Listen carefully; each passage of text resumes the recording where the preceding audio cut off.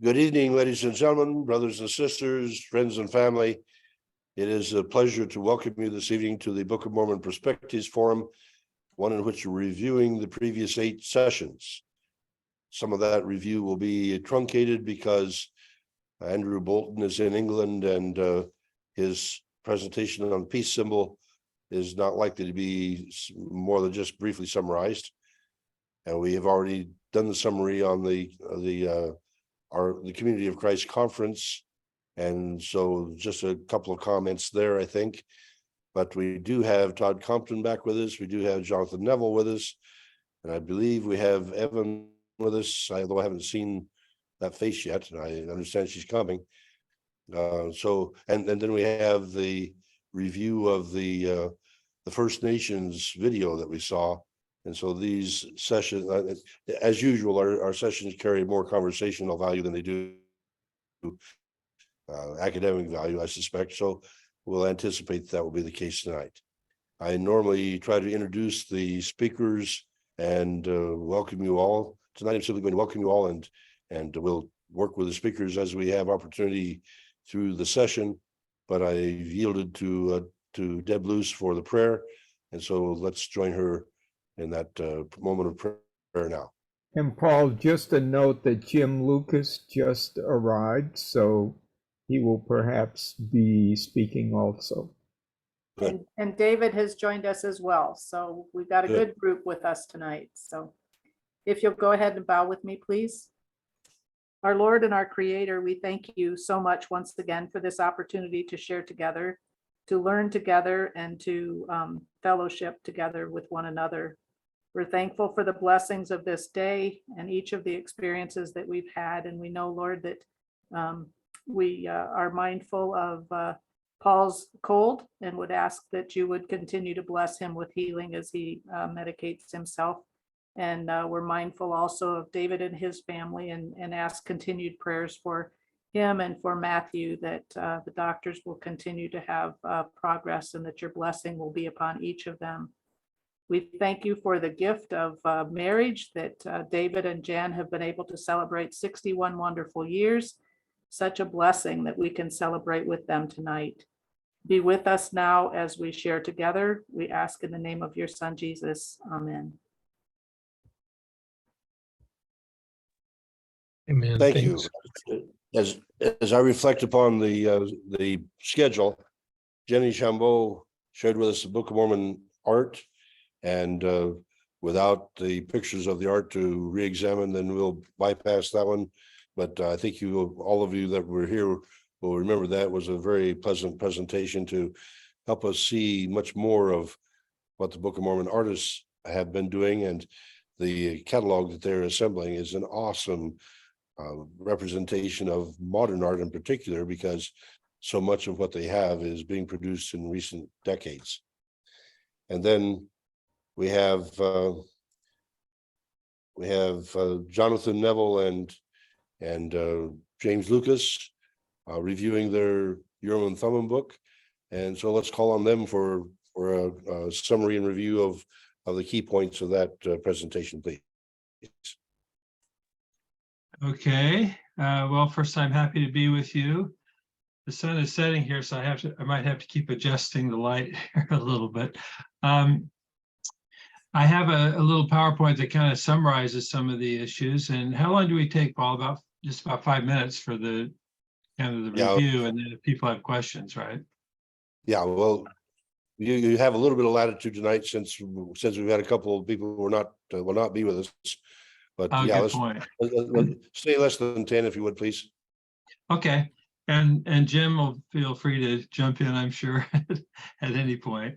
So I do have a little PowerPoint to share the screen here that I'll start with. Of course, this is the cover of the book.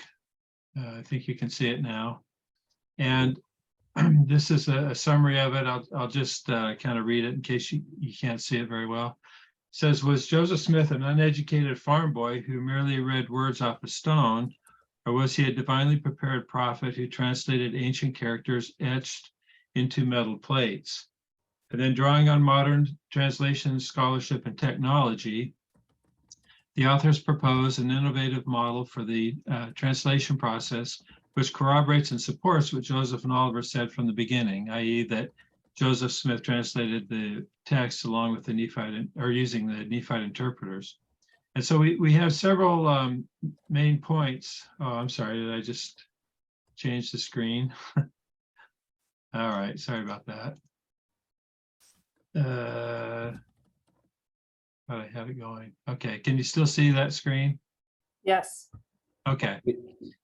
I couldn't tell if I did the screen or the PowerPoint. So these are some of the challenges that we propose to the consensus. And the first one is that the seer stone sources are late, problematic, and unreliable. The second is when referring to the translation, sources close to the translation, including those used for the seer stone narrative, use the term Urim and Thummim only to refer to the interpreters, not the seer stone. The third one is that evidence of Joseph as an author is better explained by Joseph as translator. And then the last one is, rather than an ignorant farm boy, Joseph was a religious seeker, well qualified to be an actively engaged translator. And I would say well qualified, but also well prepared by God for his role as a translator. We've talked about that here a couple of times on this forum, about how his leg surgery led him to become a religious seeker. And as he was growing up, his disability led him to have plenty of time to read Christian materials. And we see the evidence of that in his translation of the Book of Mormon. And one in particular was the Jonathan Edwards material that we've talked about. By the way, since then, almost daily, I should say, whenever I look at it, I come across more evidence of Jonathan Edwards in the Book of Mormon. I decided I was just going to go ahead and annotate the Book of Mormon. So I've started with Mosiah, because that's the earliest part that Joseph translated, going chapter by chapter to annotate it, whether it was a biblical allusion or an allusion from Jonathan Edwards or another source. And it's really fascinating. That's a long project, so it'll be down the road, but it just reaffirms this idea that God prepared Joseph Smith to be the eventual translator of the plates.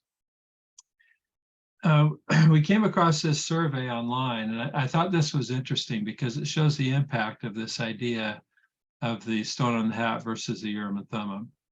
And this guy asked the question. He had about 630 responses. But he asked people, during your formative years as a believer, what devices did you believe Joseph Smith used to translate the golden plates? And you can see by far the most common was that Joseph wore a breastplate with spectacles attached that were set with clear stones, which was buried with the plates. In other words, the traditional Urim and Thummim description.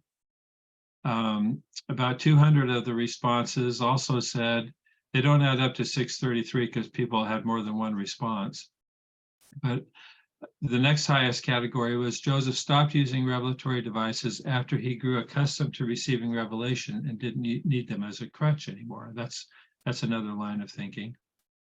The other one is, which was less common, was Joseph had no revelatory devices. He simply read from the plates in front of him. And that might be attributed to some of the artwork that showed Joseph just looking at the plates with no Urim and Thummim. But the least common was the idea that Joseph Smith read the words from a stone placed in his hat. So among these 600 people who responded to this, very few had ever been told during their formative years about the stone in the hat idea. And then this was another one. During your formative years as a believer, what did you believe about the location of the plates during the translation? And as you see, by far the most common was that Joseph hung a curtain between himself and his scribe so that his scribe would not see the plates. The next most common was that he kept the plates in front of him, but hidden under a sheet or a box so they weren't visible. The next one was that he had the plates out in the open where his scribe could see them. And then a few said he had the plates in the open where Oliver Cowdery could see them, but only after he became one of the three witnesses. And that one doesn't make any sense to me because the three witnesses were after the translation. So I don't know why people had that idea.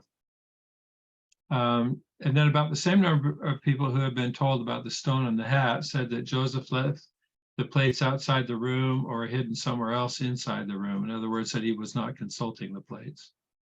So we can see from this survey, it's not a scientific survey, but it is several hundred responses, that the stone on the hat idea was not widely known until, say, in the last 2 decades or so.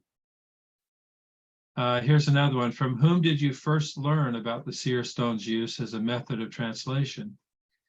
And here, the most common one at 28% was from an academic or historical source not sponsored by the church.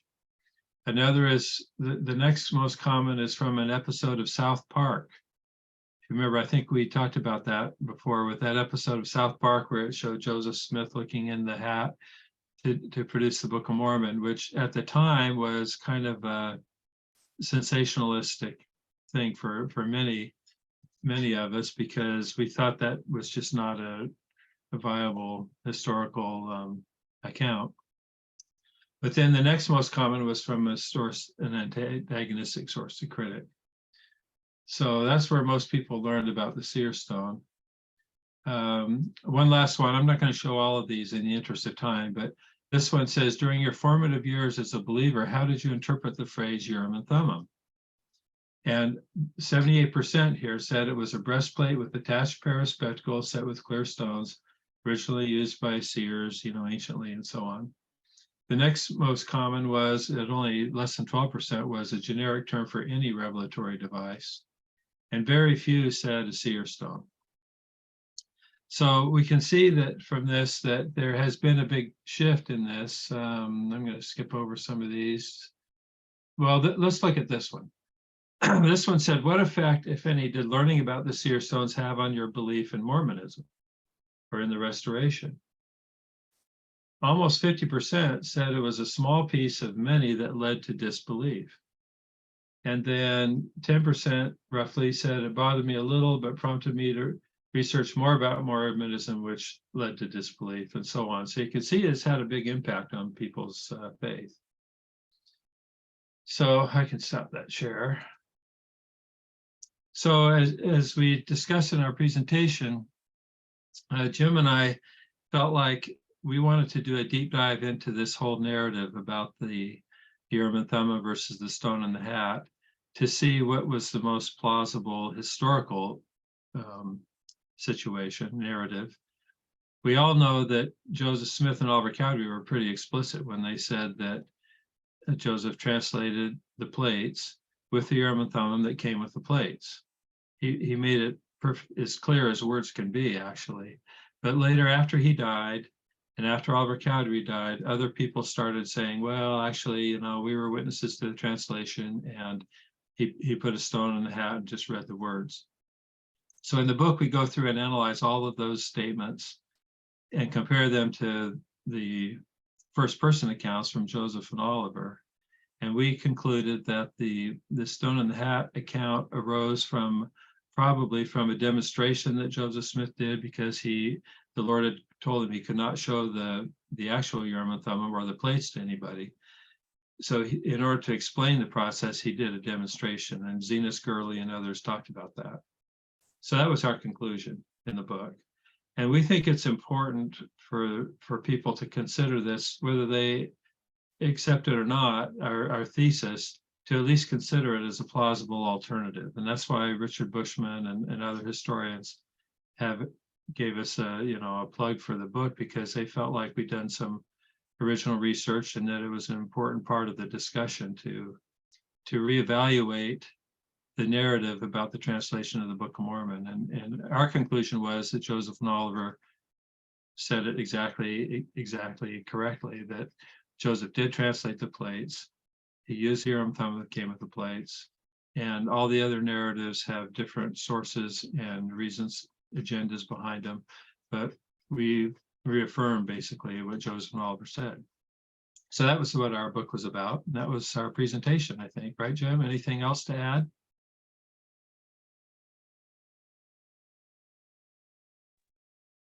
Okay, now I'm unmuted.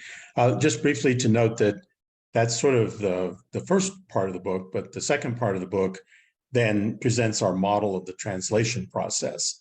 And basically, from the assumption that Joseph was using the Urim and Thummim, these ancient interpreter devices, we then kind of propose a model about how they would have worked and how they would have interfaced with Joseph's own intellect and his life experience and his social environment and so forth, to produce the text of the Book of Mormon that was published in 1830. And we think that our model is inductive. We look at the nature of the Book of Mormon text, and then we reason back from that. And we think that our model can account for the nature of the Book of Mormon text, as things like the use of the King James Bible, the presence of ancient linguistic artifacts, yet also the presence of vocabulary clearly sourced from Joseph's environment, such as the Jonathan Edwards type of language that Jonathan was referring to before. So that's sort of the second part of the book. So we try to give kind of a really comprehensive reinterpretation of the whole issue of translation and the origins of the Book of Mormon. Thank you, gentlemen. And let me put a plug in for it. I found the book to be most stimulating, enjoyable, and rather comprehensive. And would like to recommend it to all of you if you haven't yet acquired it. And let me intrude here on the conversation. James, I don't have you on the schedule yet, but what we were looking at a spot for you to talk about Zion. We are. Let me get to Mormon History Association this week and get that all behind me, and then we'll come back to you on that. I've kind of been very preoccupied with getting ready to go to MHA. Well, I got that book as well, and I'm anxious to share it with people because his research on Zion from 20 years ago, I think you'll find to be quite stimulating and worthwhile. All right, Todd Compton, I think you're next on the list. Todd Compton shared with us about the RLDS connections to the women who presumably married Joseph Smith. Okay, well, again, thanks for inviting me. I was very interested in the different perspectives on Joseph Smith and polygamy when I talked to you last time. And so I appreciate Paul going out of his way to invite me. So I talked about specifically one woman who there's evidence that she was a wife of Joseph Smith in Nauvoo, Elizabeth Davis, Gilbert, Brackenbury, Durfee, Smith, and I kind of traced her life, and at the same time talked about how I learned about her, because she married a number of men who died unexpectedly, and so for a historian, it's hard to figure out who these women are because you know them by their last name. And if they've married other men before, you don't know that Elizabeth Durfee is the same as Elizabeth Brackenbury. So that was a challenge for me, trying to figure out, trying to get the connections of all her marriages, which I did, and was kind of exciting. But she, for a long time, I had no documentation of her after Nauvoo. But then I just happened to call a stranger named Brackenbury in Utah. I was desperate to find out more about the Brackenbury family. And it turned out she and two of her sons who had been in Nauvoo went to Southern California. I live in California, by the way, though I'm in Northern California, and joined the reorganized movement there in Southern California. And then she and her at least a couple of her sons moved back to the Independence area. And one of her sons was one of the first pastors of the Stone Church. And so it was really fascinating to me to find this connection with the Community of Christ / RLDS Church. And I remember when I came to do research at the Community of Christ Temple,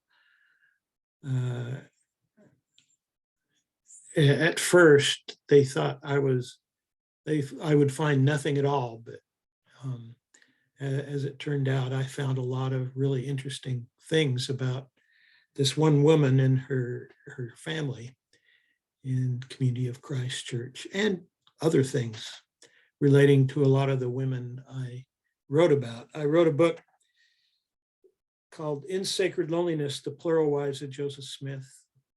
And so I looked at 33 women who I felt were pretty well documented that they had married Joseph Smith. And so it was a collective biography, which has its own challenges rather than writing about one person. But one of the good things about it is if you're going to an archive like the Community of Christ Library Archive, you have 33 women you can do research on at that place. So I found a lot of stuff at Community of Christ and made good friends. And through the years, I've had lots of good experiences with Community of Christ people, have good friends. And so that's just a little background for those of you who may not have been here when I gave my presentation. And if I'd been thinking, I would have done a PowerPoint like what are their names? Jim, Lucas, and it was Jonathan, wasn't it? Yeah. Because then I could have shown you some pictures of these remarkable, interesting women. But so also, I think we talked about, or I talked about the Smith family and how the Smith family kind of splintered. But one of the women I wrote about her name was Agnes Coolbrith Smith. She married Don Carlos Smith. And then, according to some evidence, she married Joseph Smith. And after his death, then she married a kind of problematic person named Pickett. But she also ended up in California. So, and her daughter was named Ina, or Josephine. Her nickname was Ina, and so she got to be known as Ina. And she became a really remarkable and quite famous woman in California history because she was one of the early poets of California. And she was in this really remarkable group of writers like Jack London and Mark Twain, Sam Clemens, and Ambrose Bierce, and John Muir. She was a good friend of John Muir, the environmentalist. So that gave me a chance to talk a little bit about how she wrote letters to Joseph F. Smith in Salt Lake City. And she was anti-polygamist, very anti-polygamist. And Joseph F. Smith, of course, was, he married, 7 or 8 wives and had a large family and was really active in trying to document that Joseph Smith had been a polygamist. And then you have the cousins in the Midwest, Joseph III and his brothers. And so I looked a little bit about their relationships, and it was interesting how the churches kind of followed the branches of the Smith family. So I think that's a little summary. Okay, thank you, Todd. You may recall that I invited you to come dig with me at Nauvoo. And if you've been with us last week, I'm confident that Ina Coolbrith played at the Times and Seasons site, and we have found a small sad iron that I think she played with. Oh, wow, that's great. It's only about an inch and a half long, but it has a nice handle on it. So here's a toy that I think is very likely that Enoch Holbrooke played with when her father was publisher of the Times and Seasons in 1840. Wow, that's great. That's Yep, that's well, wonderful how that brings someone alive to think of Oh, Enoch playing it just, Yeah. oh, and with to something. remember that her mother, Agnes, after Don Carlos left on a mission from Adamantiaman, she faced the cold winter of 1838, and the mob came and burned her house, and she had to carry her two little girls across the stream in waist deep water, and then walk 3 miles to Lyman White's house in Adamantiaman to appreciate the character of this woman. And to find a toy that she probably played with is rather awesome as far as I'm concerned. So yeah, thank you for bringing that one up. Yeah, and she ended up like 50 miles from where I live. I live in Santa Clara. But Poet laureate of California. I think that's just yeah, awesome. Ina lived in Oakland for a while, and San Francisco for a while, and Los Angeles for a while. So Okay, let's move on to Evan, please, on the Plain and Precious Truths. Hi, everybody. I'm Evan Charlie. I live in Boise, Idaho. I am making my own version of the Book of Mormon, which I'm calling the Book of Mormon, Plain and Precious Truths. The goal with this project of mine is to create a contemporary English version of the Book of Mormon. So I'm not employing any of the King James English language. I found that a lot of folks in Community of Christ, especially the younger generations, have a difficult time reading the Book of Mormon. And quite often I find that the more antiquated language is one of the chief barriers preventing people from exploring this book of scripture a little bit more. So back in 2020, I decided to start kind of creating my own, for my own sake, my own understanding, my own version of the Book of Mormon. And I found that a lot of people were interested in it. So it's kind of snowballed into a whole production. I am halfway through the Book of Alma at this point. My long-term goal is to have it done by the bicentennial, which I think is a reasonable goal to give myself at this point. But for those of you in Community of Christ, I was the one who put forward the Universal Scripture Access Resolution. So I'm very, very passionate about getting people access to the scriptures for free and in an easy way. So I have made a website for my version of the Book of Mormon, and I'll put the link to it in the chat here. And it's available entirely for free. Yeah, it's been a fun project. I have used a couple of different systems. When creating my version, I use different color of texts to indicate who's speaking. So when the divine is speaking, the text is in red. When humanity is speaking, the text is in blue. And when humanity is quoting the divine, it is in purple. I have also given names to the unnamed women in the Book of Mormon, and I have named them after particularly noteworthy women throughout the Restoration. Folks like I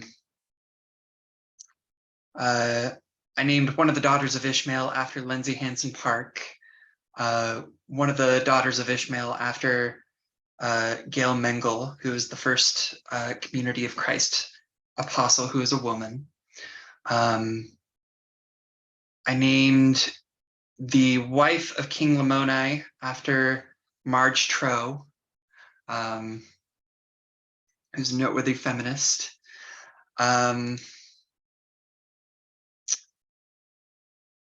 Yeah, it's been an interesting ride, getting to know the Book of Mormon in this regard, and I hope that it makes the scripture a little bit more accessible to folks who are interested in it.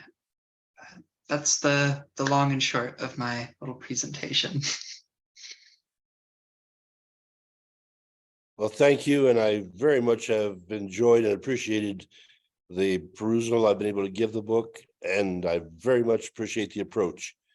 I do believe that to be able to get that book more readily available in language that people are more willing to read is another good step in the right direction. And so I thank you very much for your efforts, and I very much appreciate your presentation.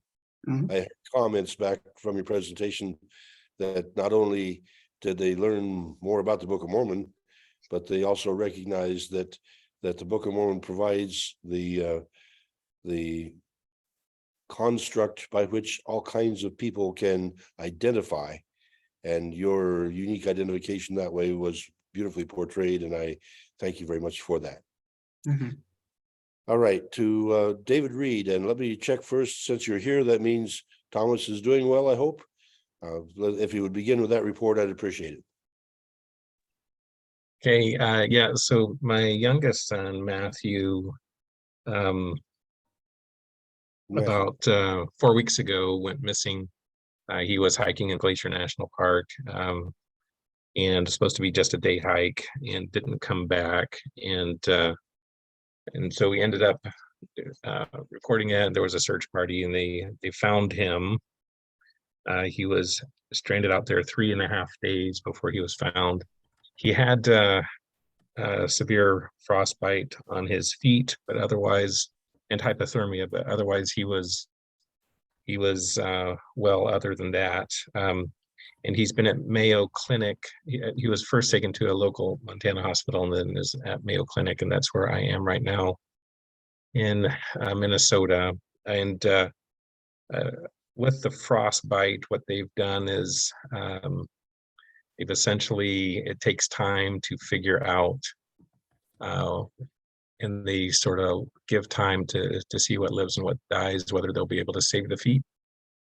And so in the meantime, we do treatments to try to promote healing, hyperbaric treatments, ointments, bandage changes, things like that. And but it was very severe frostbite on both feet up to close to the knees. And time, it's been getting a little better each day. So at this point, they still haven't made a surgery decision. Last week when they met, they decided to give it 1 more week.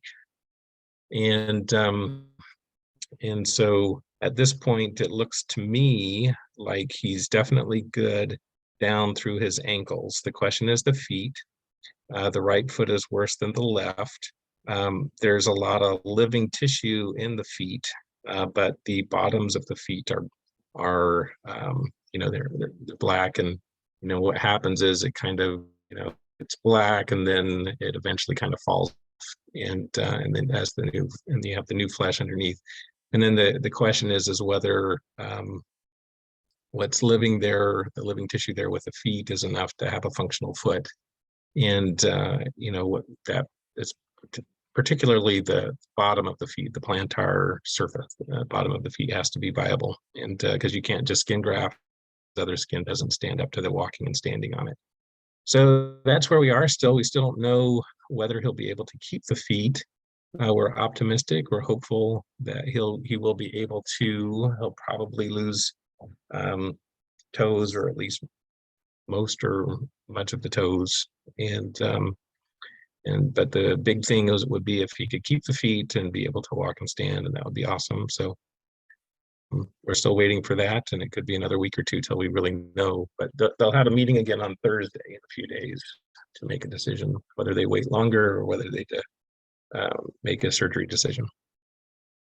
So that's where we are on that. It was a miracle he was found. It was a miracle that after 3 days that he was alive and doing as well as he did. He's recovered really well from the hypothermia aspects. And it's just the frostbite stuff on the feet. But thanks for that, asking about that. All right, and then You to pray for him and you, and may the Lord bless you. yeah, well, thank you. I appreciate that. So for my presentation was exploring a little bit on the Bat Creek stone, and I've done an abbreviated version of the slides, which I'll show in just a second.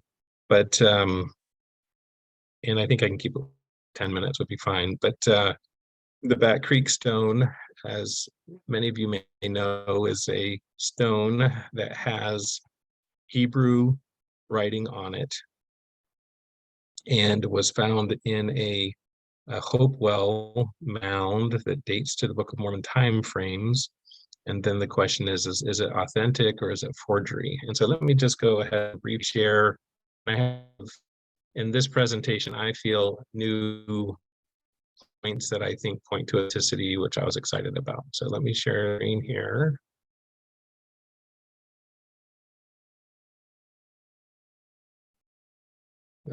Let me.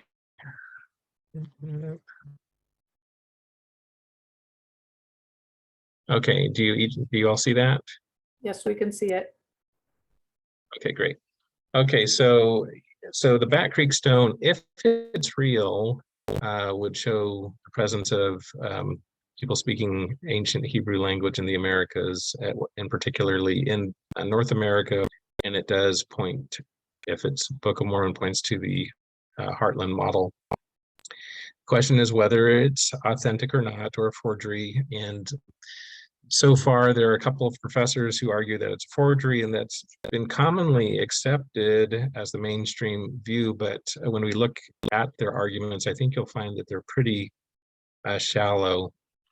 So just a little quick background on it. In the 1880s, the Smithsonian was doing these investigations into Native American burial mounds. The head of the investigation was Cyrus Thomas. He was openly hostile to the idea that Hopewell could have been Israelites or lost tribes or any connection along there. But he commissioned a guy named John Emmert to excavate Hopewell mounds along Bat Creek, and this is in southeastern Tennessee. And when Emmert did that, at the bottom of this mound, there were 9 skeletons. There were 7 in a line north. There were 2 pointing north and 1 facing south.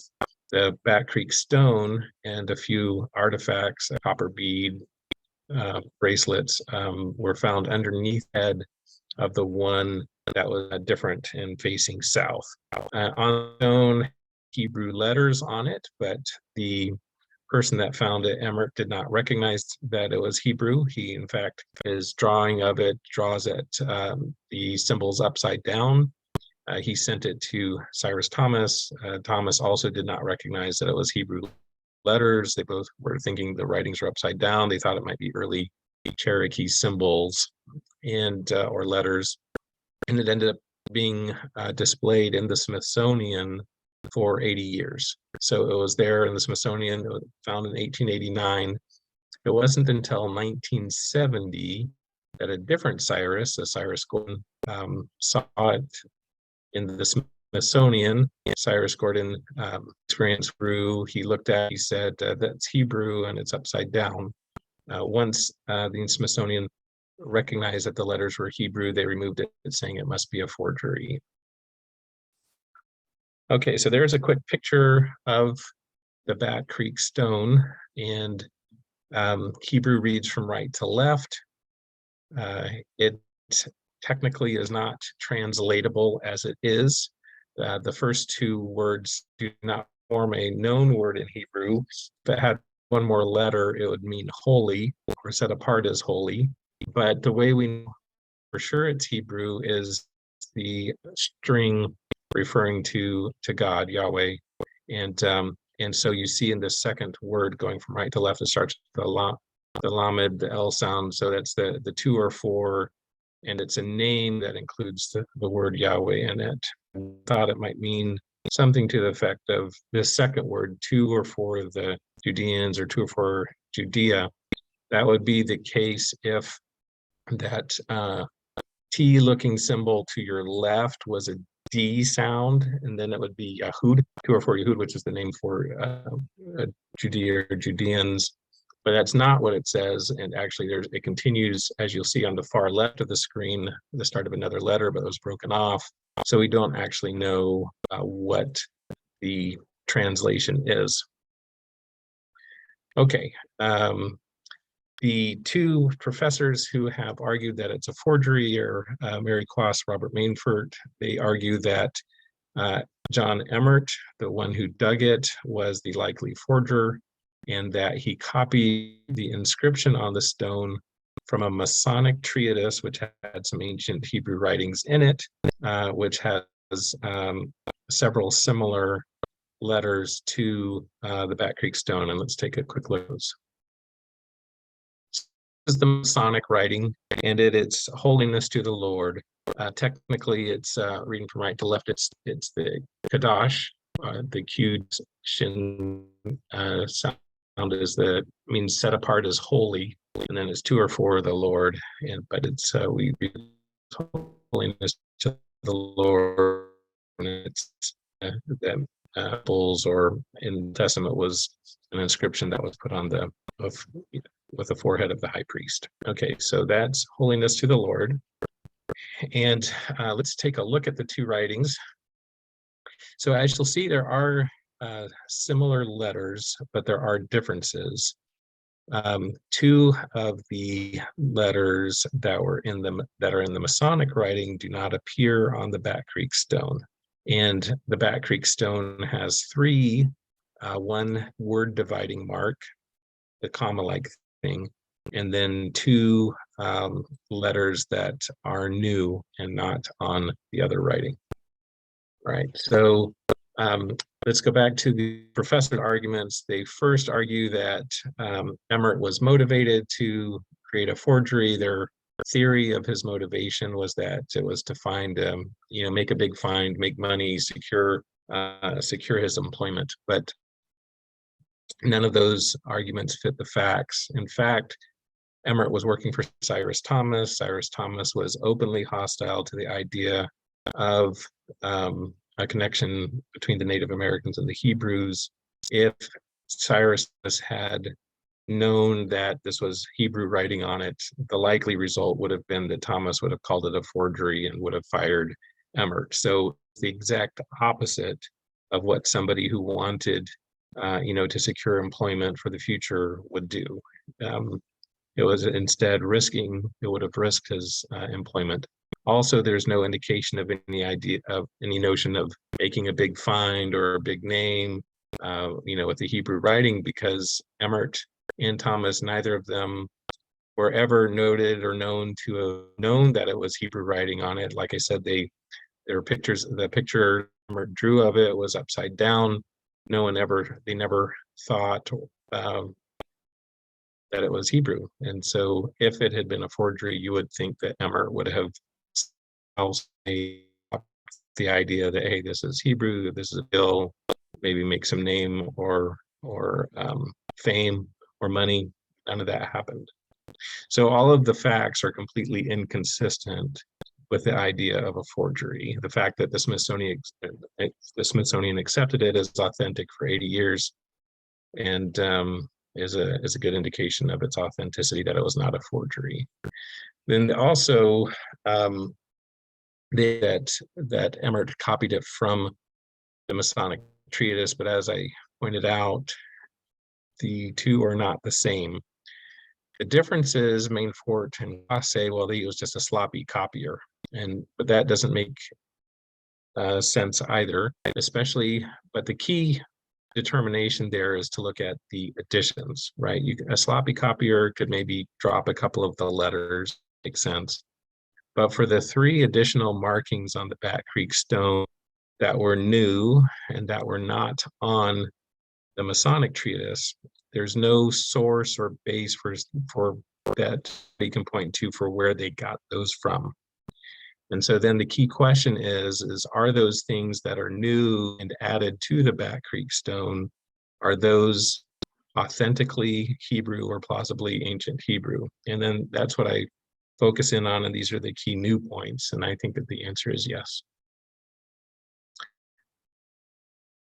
Okay. Thank So you, Dave. again, it's focusing on those three comma mark and the new letters, which on the bottom there, one that's sort of like a nail with two crosses and like a leaning T. What did you say, Paul? Oh, did I I thought you were finished, so I was saying thank you. Go ahead. Oh, I'm just about done. I'm just about done. Let me show a couple of slides. So I was going to show where you can see that these were authentic. The comma-like mark in particular is found in the Hezekiah tunnel, dated to 700 BC. In the Hezekiah tunnel, dated to 700 BC, the inscriptions include a comma dividers between words. And this was actually something that was not known that they did. People knew that you did spaces or dots, but the use of a comma to divide words was something that was new. So the fact that that's an authentic Hebrew usage is something that's very strong indication of the authenticity of the Back Creek stone. And then the last two, the letter that's sort of like a double crossed nail, that also is something that is found in ancient Hebrew writings. It's a variation of the Samic letter, which normally has three perpendicular lines on it. But here's an example from the Beit Lehi site. Some people may think that may connect to Lehi. Some people don't, but regardless, it's an ancient Hebrew site which shows a usage of that two cross version of that letter. And then the last one, the leaning T, is interesting that although it's also plausibly ancient Hebrew, but what's interesting is that it looks a little bit more like ancient Phoenician or ancient Phoenician influence, because as you'll see on the bottom left, for that letter, the Hebrews changed for the Tav, from sort of a T type shape to sort of an X shape. They never used a leaning T kind of thing like this with a downward like it's on the back stone, but the Phoenicians did. And so that's an interesting letter on that stone as well. And then the last slide here, the mound that it was in dates 200 BC to 400 AD. There were some wood fragments. They were carbon dated. There was some contamination, so the dates have a wide range, but it dates to 32 AD to 769 AD. Together, it shows between the carbon dates and the Hopewell mound that it would have been 32 AD to 400 AD. And then there are also some brass bracelets in it that fit an ancient manufacturing style, that including, there's an example from Israel, ancient Israel, of similar manufacturing style for a bracelet. And that's it. Okay. Okay, and let me stop the share there.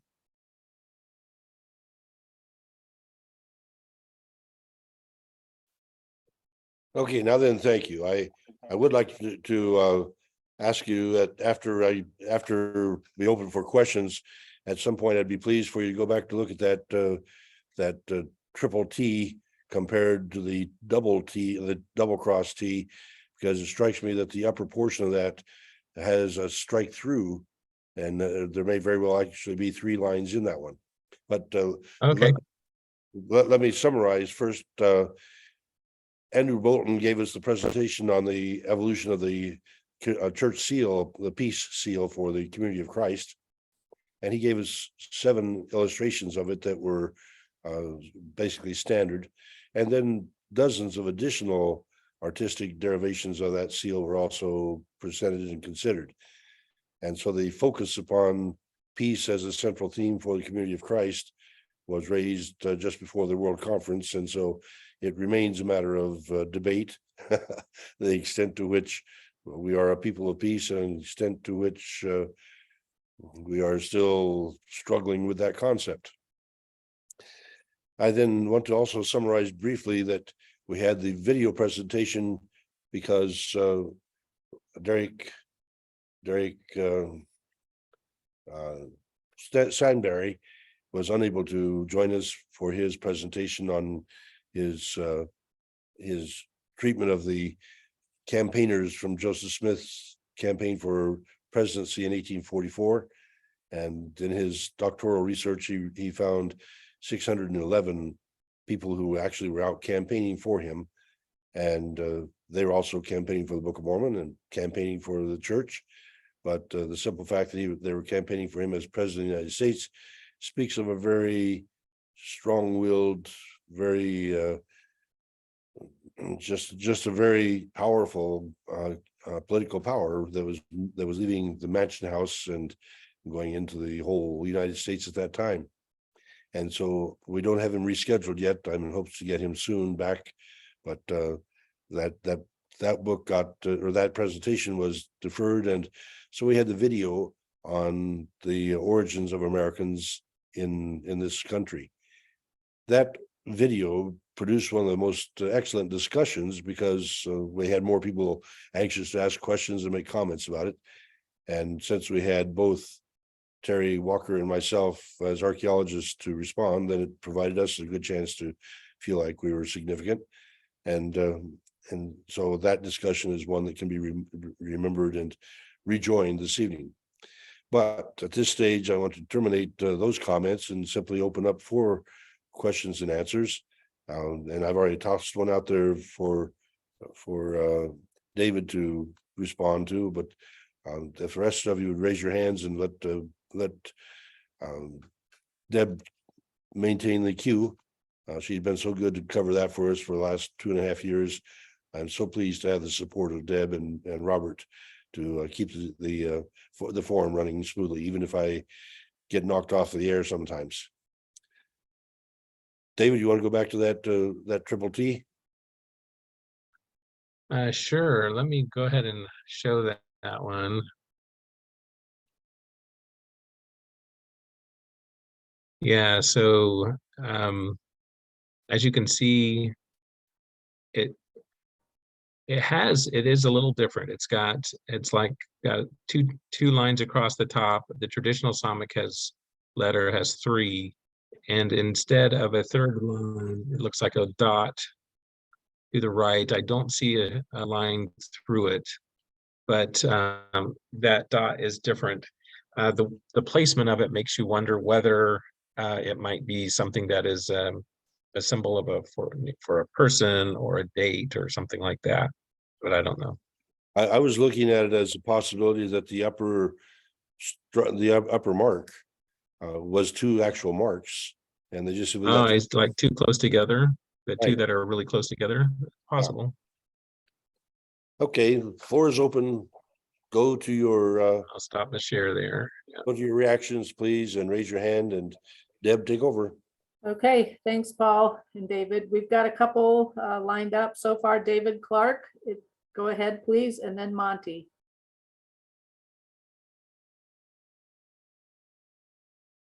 David Clark, are you there? Yes, I'm here. Okay. All right, good evening. I would like to apologize because I'm under stressful condition since my mom is not well. My credit card broke down, and my and I had to change my routine. House needed some unexpected repairs. Housing unexpected repairs. So please pray for me until my situation resolved. David, I think you've got some background noise. We're having a bit of a difficulty hearing you.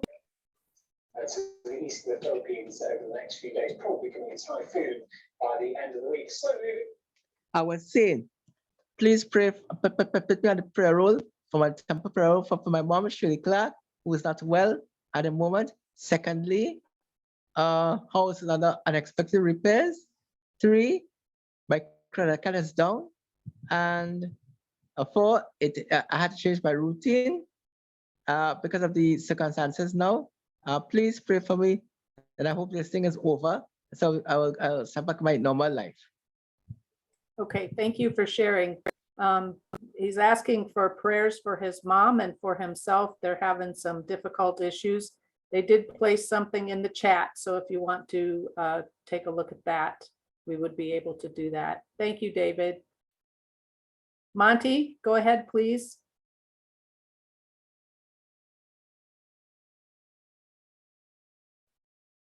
Be sure you unmute, Monty. Please. I was giving you the more pleasant version of it. Anyway, I was going to ask a question of Evan, and it is kind of difficult to put into words. I'm not trying to be in any way offensive, but anytime you have someone who reads from the scriptures and expounds upon them for an audience of one type or another, it's always loaded with personal bias. I mean, that's my feeling on it. It's always a lot of their own feelings and experiences are a part of that. How do you keep too much of that from creeping into your paraphrasing of the Book of Mormon? Well, I try to consult several different versions of the Book of Mormon in order to really get a sense of what I think the scripture is saying. I mean, ultimately, if you want what the original has, you know, we all have access to Royal Scouson's, the earliest text, kind of a deal. My version is really to try to bring it into, you know, the common vernacular kind of a deal. I go with more of a thought for thought translation of sorts, just to make it more accessible for folks. I did see Todd ask if I could read a section of my version, and I would love to do that if you're all okay with that. Sure. Absolutely. Yes, please. Let me pull up one of my favorite parts. So this is King Benjamin's third sermon in, I believe it's Mosiah chapter 2. And this is in the RLDS chapter and verse system. Unfortunately, I don't know what it is in the LDS chapter and versing system. Sorry, everyone. But it's verses 28 to 45. It says, give help to those who need help, including material assistance. Don't turn away those who are reaching out for help and leave them to die. You may say to yourselves, they have put themselves in this situation, so I won't be charitable and give them food or help. They deserve to be where they are. Whoever says this to themselves desperately needs to seek forgiveness for this terrible wickedness. Those who don't will endure death and will have no interest in the divine's realm. Don't we all have to ask for help? After all, don't we all depend on God for everything we have, including food, clothing, and income? Even now, you have been asking God for a divine assurance of your soul. Did God turn you away? No. The divine poured out their spirit upon you, which caused your hearts to be filled with a joy that was so profound that you couldn't find the words to properly convey it. God created you, and you depend on them for everything you are and everything you have. If God gives you what you ask for after trusting that they would, how do you think you should give to other people? If you condemn someone who asks you for help so they don't die, do you think it would be justice for God to condemn you when you ask the divine for help? After all, everything, including you and the things you own, belong to God. While you are under this condemnation, don't you think that you should change your ways and seek forgiveness? These words are addressed to the rich people in this world. Those who don't change their ways are cursed. because their stuff will die with them. To those who are living paycheck to paycheck and don't have the financial ability to be charitable, I want you to say to yourselves, I am not charitable because I don't have the ability to be charitable. If I had more than enough to care for myself, I would be charitable. If you can say this with a clear conscience, then you are guiltless. However, if you are not able to say this with a clear conscience and don't help others, then you are under a justified condemnation because you care more about things which don't even truly belong to you. I have told you these things so you can gain a divine assurance for your soul and walk guiltlessly in front of God. I want you to help the poor as much as you are able. Feed the hungry, clothe the naked, visit the sick. Give them the relief that they need, whether it be spiritual or temporal. Do these things wisely, but don't overextend yourself. Be diligent, yet mindful. So again, that Yeah, I was... could feel the spirit. I could feel the spirit in that.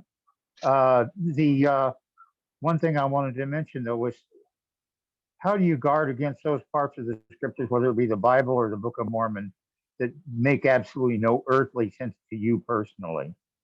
I mean, all of us have struggled with that part of the text, and how do you guard yourself against making assumptions that are going to be misconstrued? I mean, in other words, I don't know how to say it, but it just gets magnified when you put it in the book. It's like we were able to say, and this is something you're doing to yourself here. We were able to say that any incorrect or false in the book are the words of man. You're going to have to say they're the words of Evan. Yep. There are some places in the Book of Mormon where I'm like, who would have phrased it this way? And I've read a couple of different versions to try to get a sense of just what the text is saying, because it feels convoluted to me as I read it. And ultimately, some of the other folks who have undertaken similar projects as mine have helped be able to shine lights on it. I've also referred to commentaries to try to give me any sort of insight. And sometimes it's just difficult. I tell people that, for every verse that you read in my version, it probably represents me reading that verse 10 times over. Just because of how often and how much I look at other resources to develop that verse in my version. Well, I appreciate your explanation. Okay. James Lucas, you're up. So I'll carry forward with Evan, if he doesn't mind. She doesn't mind. Sorry. You said you were halfway through the book of Alma. Was that correct? Correct. Okay. So you're coming up on the war chapters. Yep. So I know you haven't done them yet. So obviously, I can't press you to say, how are you going to do them? How did you do them? Because you haven't done them yet. But obviously, you can see them coming since you obviously are familiar with the Book of Mormon. Do you have any thoughts at the present time yet about how you're going to approach rephrasing those? Or is that something that is that a bridge that you'll cross when you come to it, as even though it seems to be coming up very soon?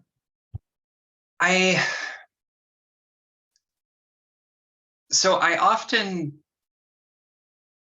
what I have put out really represents about a third draft as well of my version.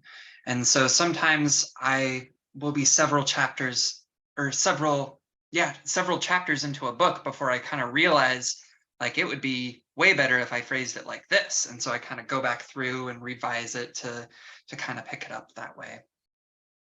One overarching theme that I have tried that I've kind of gleaned from the Book of Mormon this read through. The Book of Mormon claims to be written by the Nephites, and the Nephites are writing the history kind of a deal, so they're going to paint themselves in the best possible light, whether they're actually the good guys or not. And you know, I like to say the only good guys in the Book of Mormon was Jesus, A, and then the anti-Nephi Lehites who gave up their weapons of war and were willing to become martyrs again, instead of you know, go to war even to defend themselves. And so I see, from what I recall, there's a lot of justification for a lot of bloodshed in the war chapters, and I'm kind of approaching it from very much L. Ray Hendrickson, Andrew Bolton. I'm a pacifist kind of a deal, so I'm kind of looking at it through that lens. I try not to put too much of my own commentary in there. There are things that I straight up theologically disagree with in the Book of Mormon, especially some of the commentary on race. But it's in the book, and I don't think it's right to necessarily whitewash that out of the book. I take more of a Fatima Spella, I think that's her name, who very much tries to come at it from, well, this is what it is, what do we do with it now approach. So I hope that answers your question, James. No, just interested in your thoughts on how you're going to approach what many people find to be difficult part of the Book of Mormon. So we'll be interested to see how you decide. As I said, not pushing you because you haven't really gotten there yet, but how you decide to handle that. So thank you very much for your comments. Yeah. I'll be interested to see how I handle it too. Okay, Paul and then David. Go ahead, please, Paul. Thank you. I want to go back to the reading. If I heard correctly, you use the pronoun they with the divine. Yes. And I would like for you to expound upon that, if you would, please. Yes. So I am transgender. I'm a transgender woman. And so gender is something that I've been thinking about the last couple of years. And I don't believe that the divine is strictly limited to masculinity or femininity. And one of the themes that I've seen with the Book of Mormon is a consistent elevation of the masculine and a near omission of the feminine. And I have mentioned in some of my other work that this dichotomy has often put women or folks that don't identify with masculinity or femininity in a place of kind of disconnection from the divine. And so I decided to use a more gender neutral pronoun and approach to divinity in order for folks to kind of have that relationship with the divine where they haven't otherwise had that relationship before. So that people can see the divine in themselves and themselves in the divine when historically they've never been given that chance and that opportunity elsewhere. So, Thank you. Appreciate that explanation. yeah. Okay, David, go ahead, please. David DeBarthe.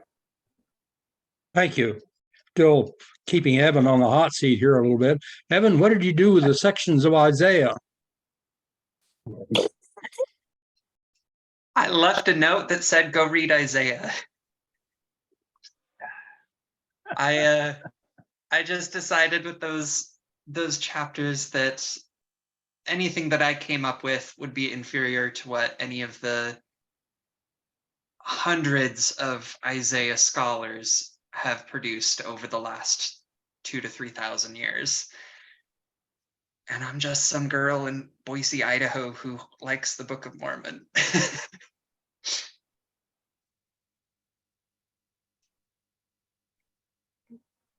All right, Monty?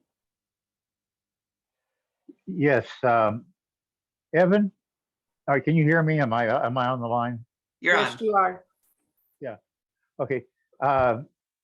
Evan, I've always been concerned about saying thank you, Father, because I'm really kind of afraid I'll piss her off. I say everybody has their own relationship with the divine, and everybody refers to the divine in ways that feel comfortable to them. And I think that's okay. It's just what you're comfortable with. Yeah, ultimately, God knows the intention of our hearts, and that's the most important thing in my mind. Okay, Jim, go ahead, please. Oops, where'd he go? You're muted. Okay, we'll give Evan a break and ask David a question. Now, I'm just vaguely familiar with this broad area and therefore pretty dangerous to be asking questions. But have my vague recollection from just being generally interested in the broad field is that the Bat Creek Stone is not the only alleged Hebrew writing that's been found in North America on ancient documents. So my question is, one, is that a correct recollection, or am I completely off base there? And secondly, if there are, like, wasn't there some place where somebody claimed to have found the 10 Commandments on some ancient stones or something? But whatever, have you looked at these other alleged Hebrew inscriptions on ancient artifacts in North America? Yeah, so it's the Bat Creek Stone is not the only one. In my opinion, it's the best one. There are other ones, and the Decalogue stone has the 10 Commandments on it, and that was found in the Newark, Ohio area. It was found with a couple of others. They're called the Newark Holy Stones. Decalogue stone was one of them, which had the 10 Commandments on it, and an engraving which appears to be Moses. And then there's also others like the Los Lunas, which has the 10 Commandments. The Bat Creek Stone, I say, is the best because of the arguments that I put in there about how the actions involved point away from any possibility of forgery. So with the other ones, it's the same kind of thing. I think they're authentic, but there are arguments that they're forgeries. With the other ones, they did become famous right from the beginning. There are other sources which could be used for the writings that are on the stones. So there is the opportunity for forgery, where I feel like the Bat Creek Stone does not show any motivation or opportunity. All the actions around it are completely inconsistent with it. So that's why I feel like it is the best one. The other ones, I'm not saying they're forgeries. I actually don't think that they're forgeries, but I understand arguments from those that say, well, they could be. On the Bat Creek Stone, I honestly feel like I don't think it could be a forgery based on the material in it.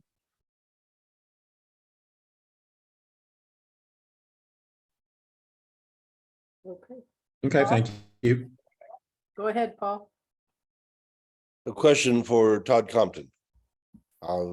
Elizabeth, you indicate was married to Joseph Smith, but if I recall reading your book, and it's been some time, it seems to me that Brigham Young is the one that married her to Joseph Smith after the fact, and therefore Joseph Smith would not have known about it. Am I incorrect on that? Or is that RLDS history against somebody else's history here?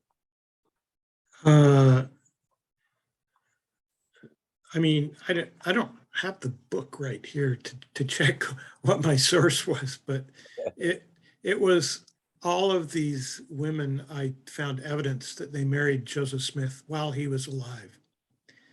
Okay, and so I accepted that Elizabeth did marry Joseph Smith while he was alive, and we'd have to go through the pieces of evidence I use.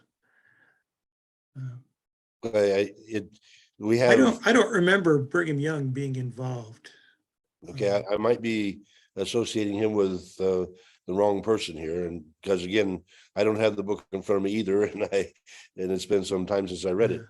But we've had on our forum Nancy Kroll, who came from that Fanning congregation that Elizabeth attended, and here we have family connections that speak of Fanny never having mentioned that kind of a relationship with Joseph Smith. And so, you know, she was awfully quiet about it afterwards, if that was the case, apparently. Fanny, are you talking about Fanny Alger? No, I'm talking about the Fanning congregation in Kansas, Fanning congregation. Okay. Where Elizabeth attended and where Nancy grew up and attended as well. Yeah. Yeah. Nancy's not on, so we can't tap her as a resource, but at least I haven't seen her. But I think often these women, especially when they left the LDS church, they just put polygamy behind them. They didn't want to talk about it. Whereas those who stayed in Utah and were active in the Utah church often did talk about it and document it. So, and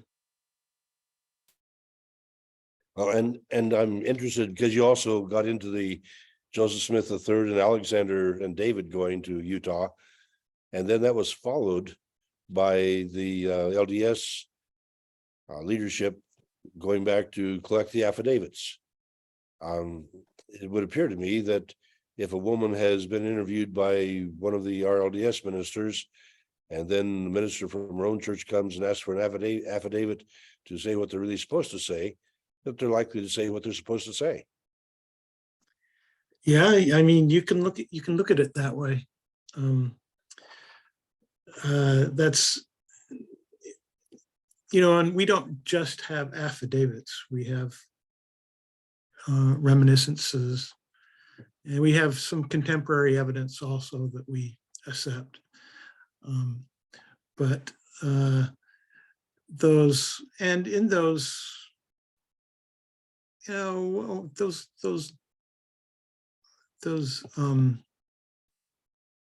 affidavits, they're kind of dated. It's 20 years after Nauvoo, which is better than 40 years after Nauvoo. But even there, we have some dating problems.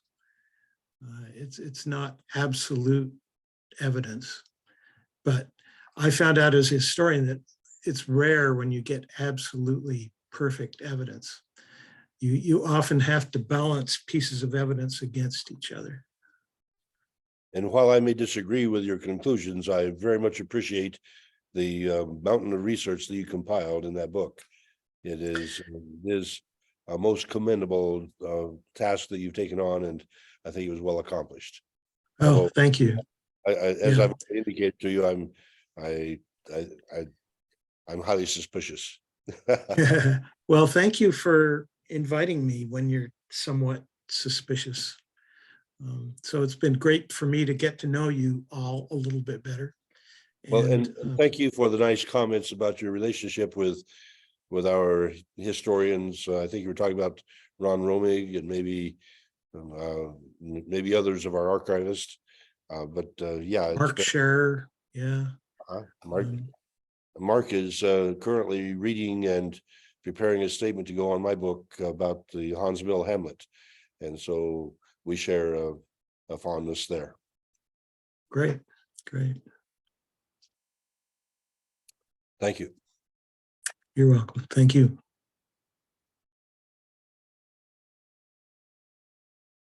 Not seeing anybody at this point, Paul. Well, is that time to cut it down? Pretty early for us. I'm surprised there are no questions about, because of that discussion about how the Book of Mormon fits in the first American pictures, when you've got Book of Mormon trips coming to the Americas 600 years BC. And then here we find all these evidences of Monteverde in Chile that goes back 18,000. And we have the Folsom Point and the Clovis people. And then we have these earlier evidences in Texas and Yukon and Florida and Pennsylvania, just all over the place. We have these early evidences of men having occupied this the American continents well before the Book of Mormon. And so the idea that was mentioned in that presentation or in our discussion, that Lamanite is a name meaning non-believer, would suggest that all of those people were just simply non-believers and therefore grouped as Lamanites. So as the Book of Mormon people encountered them, that would be one possible explanation. But it's difficult. I mean, I think it's useful for those of us from a Book of Mormon persuasion vantage point to struggle with the role that the Book of Mormon may well have played. And I appreciate that the Olson presentation that my brother shared with us on the Malay Peninsula hypothesis in many respects fits better than the others. And it's just amazing to me to see the possibility that the Book of Mormon is written as an allegory of the human family, and it's intended for us to be focused upon the promised land of Zion. And until we learn to incorporate the teachings of the Christ well enough to be able to embrace the language, the way of life that entails, we're likely to remain wandering in the wilderness, like the story of the Book of Mormon leaves most people, except for those that followed his teachings.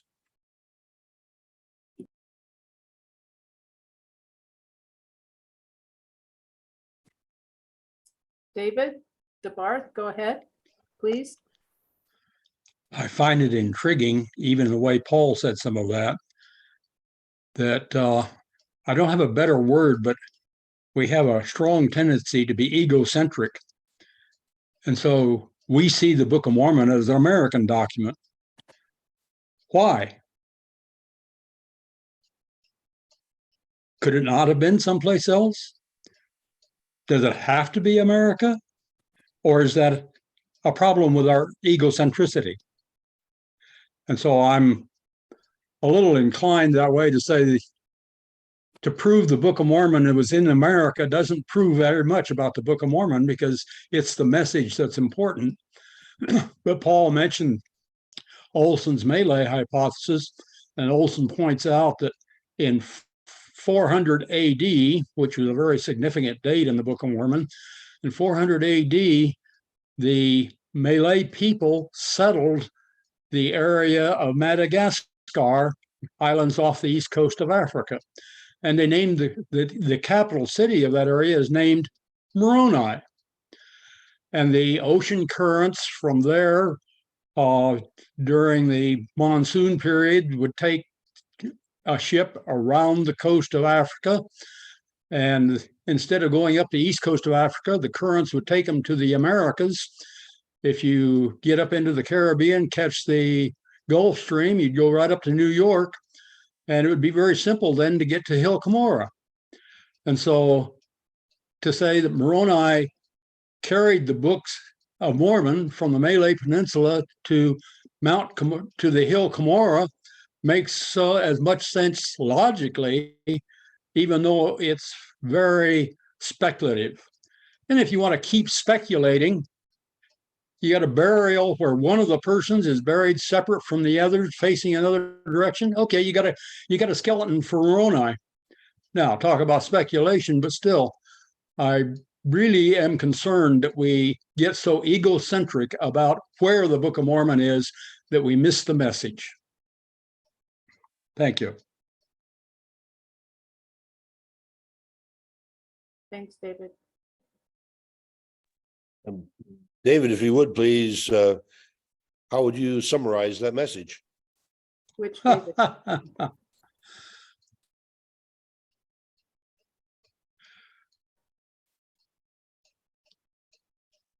I'm not real prepared right now for that. You've asked me that before, and I've been able to point to specific scriptures, but they're not sitting in the front of my mind right now. But God loves all people.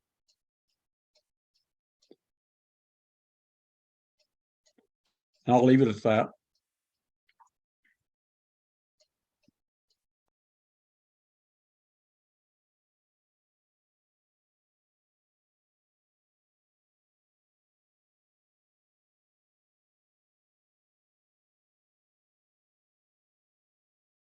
Oh, you're muted. Oh, here, I didn't realize I was muted. There you go.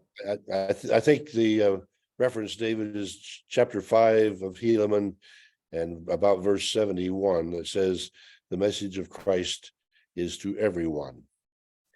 And that message to the message of God, as you stated it, generally, I think is quite accurate, quite right. I don't see other hands up, and I need to be able to get some rest before and try to get some recovery from this cold. So unless there are other hands coming up, then I'm going to sing us off. I think you're Good good to sing. night. The Lord is watching o'er you. Good night. His blessings go before you. Good night. And we'll be praying for you. So good night. May God bless you. Thank you, Paul. You're welcome to stick around if you'd like to talk, but yeah, we can shut the recording off now then. Night, everyone. Thank you. Night. Night, thank you. Good night.